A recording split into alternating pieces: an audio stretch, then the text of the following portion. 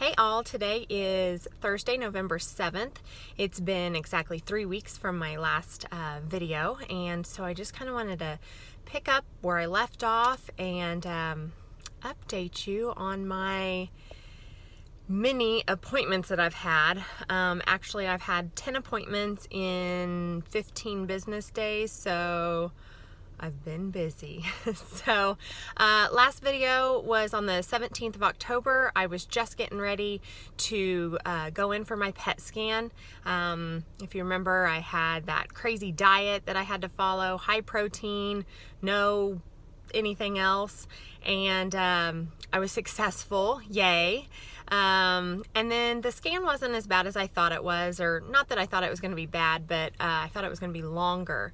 So when I got brought back, I had to go into this room that has lead walls, and then they injected me with this radioactive material. I had to sit there for like an hour and then went into the scan, which was only about 15-20 minutes. So not too bad. The scan is basically a CT. The only thing that makes it a PET scan is the injection of the radioactive material or whatever. And then after that, I had to stay away from my daughter for a few hours just so I didn't pass any of that radiation or radioactive tendencies or whatever word I'm looking for onto her. So anyway, my scan came back and it was negative, so that's good. Negative meaning no cancer was detected inside my body. So, looking for a source for this melanoma is kind of what I'm doing right now, trying to figure out where it started, if I can even find the source. So having a negative scan is exciting. Based on that, at least internally, I'm cancer-free, so yay. But it's still kind of nerve-wracking just because there isn't a source so far. And I was prepared for that, but I'd almost like to know where it started so I can know when it's gone. So that's kind of my thought process right now, but so I've been saying internal. So I could still have a mole that's cancerous. I've been getting a lot of those removed, which I'll go into that. But if all those come back negative, then ideally I am cancer-free. So again, exciting, but still just kind of nerve-wracking a little bit. So whatever, just moving on. So gotta check my cheat sheet here because there's so many appointments. So that was on the 17th. That was a Thursday. The following day, on Friday the 18th, I had a fill. It was my second fill. It wasn't as bad as my first one. My first one was really uncomfortable.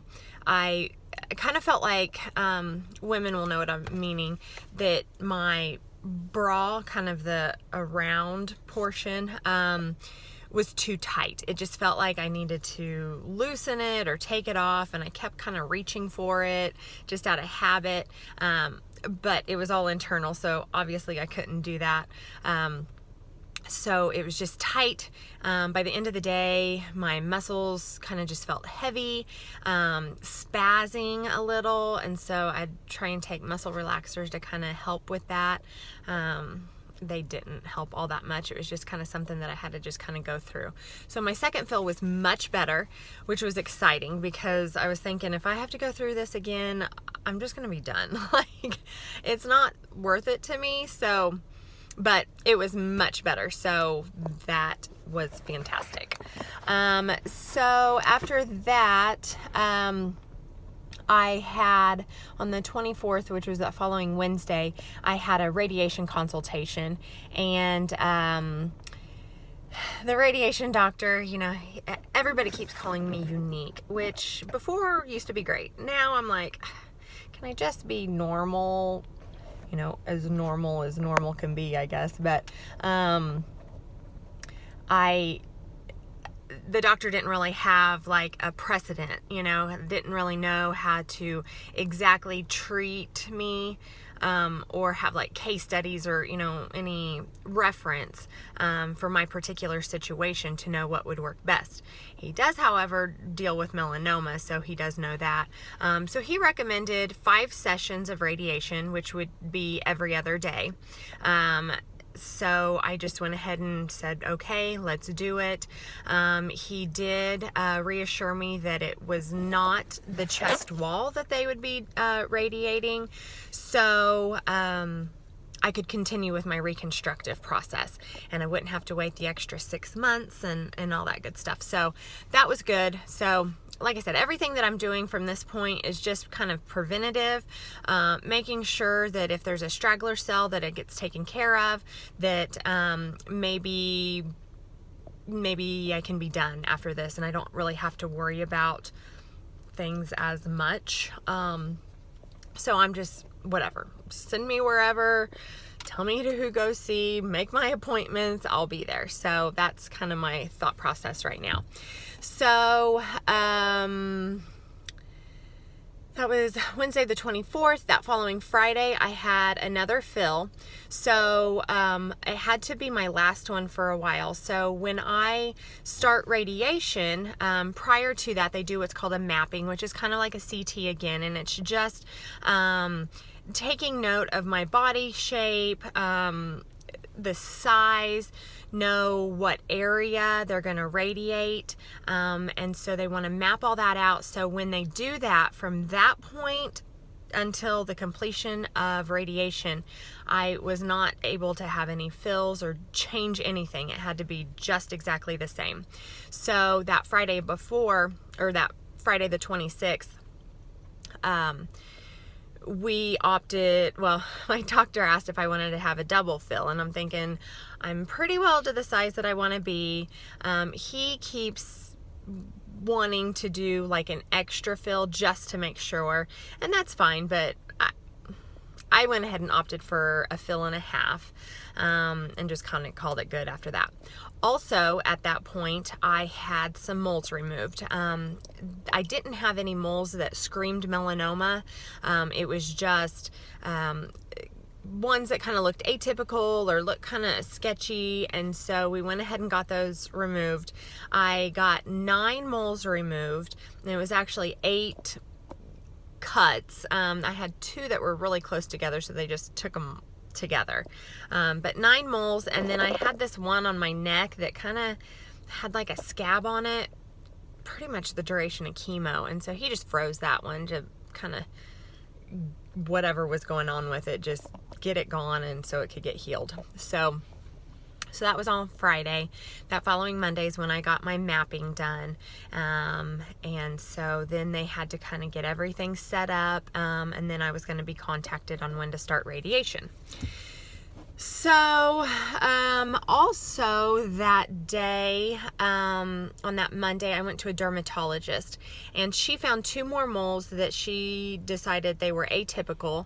So when I say that, that means they look funny, not necessarily that they're cancer, but they could change into cancer. So being proactive, you just kind of want to get those taken care of, and so you don't have that scare possibly later in the future. So she marked 2 more to be removed, and I just opted for my plastic surgeon just to do those 2. Just not that a couple more scars are going to make that big of a difference, but just in case, I just want things to look a little nicer, you know. So that's his forte, so he can stitch them up real nice and have minimal scarring. So I thought I'd just stick with my plastic surgeon.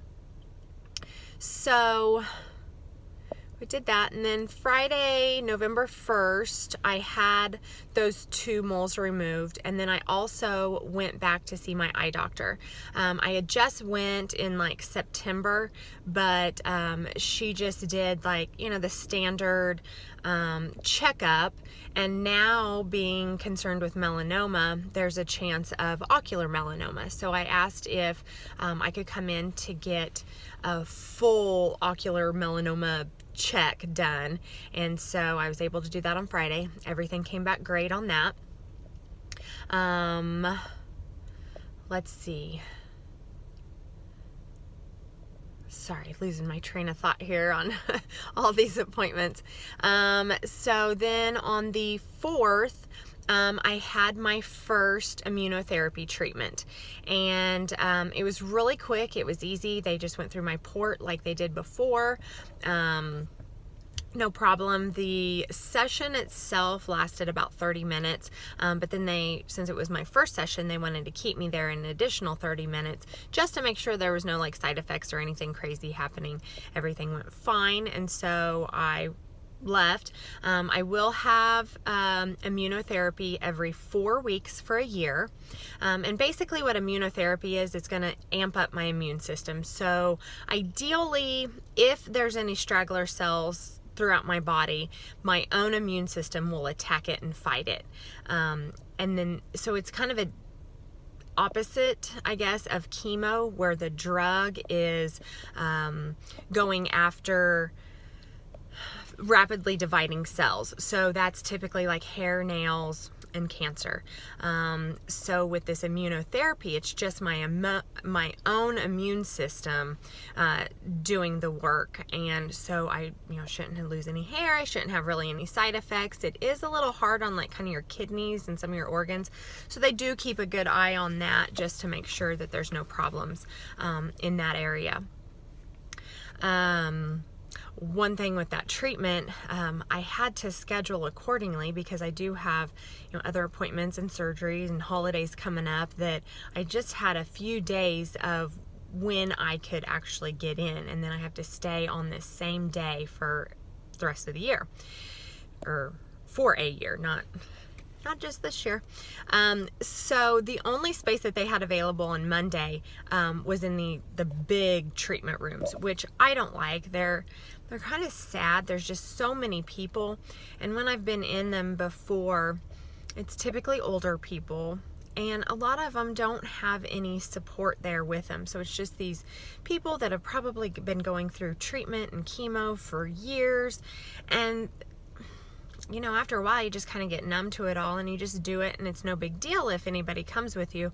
But for me, I like that support system there. I like having somebody there with me just to help me get through. When I've gone places by myself, I find that I'm very emotional, and it's taking everything that I have to keep myself in check and not just lose it emotionally. So kind of sad when you've got 10 people in this giant room and there's just not really anybody there to support them. It's just kind of sad, and it reminds me of just like herding cattle. Like, I just don't like it. But that was the only space they had when I made the appointment, and so I was prepared for that. Okay, whatever, we'll just do it. In the future, we'll change that.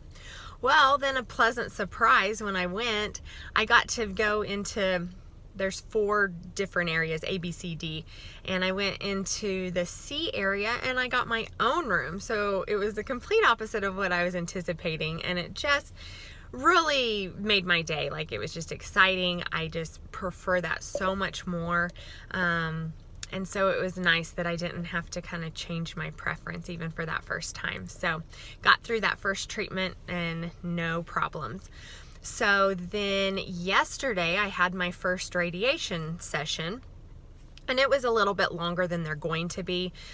Typical session is only going to be about 10 or 15 minutes. It's kind of like you're prepping for a CT again, but it's a bigger room, and this machine just kind of moves around you and radiates accordingly. It is kind of neat because my particular area, the way they have it mapped out, almost kind of looks like the state of California. It's going to go from my armpit and then kind of curve around up to my clavicle. They just kind of follow where generally the lymph nodes are in your body. So it kind of curves a little bit, but you can see where the radiation comes out. These metal plates or lead plates, come out and form the area so the radiation can just pass through. It was just kind of interesting how they do it. I didn't really know what to expect. So So we've got all that done. So for radiation, I'll have 4 more sessions. So I'll have one tomorrow, and then next week, Monday, Wednesday, Friday, and I'll be done. So I'm just really, finally, I feel like that I'm getting things accomplished. Like, I started off with this mile-long list of doctor's appointments and sessions and treatments and this and that, and you know, as things are kind of coming back and getting things checked off, I can see that light at the end of the tunnel, which is very exciting. I know I still have a year left, but once I get through radiation, then it's basically going to be, I'll have quarterly dermatology checks for a year. After that, years 2 through 5 will be twice a year, and then pending nothing comes up, I'll be annually after that. I will have more like PET scans and things like that, just to make sure that everything's on the up and up. There's nothing no cancers popping up, making sure all my organs are functioning properly. So there's a lot of continued preventative care, but it just seems like it's so much less than it was.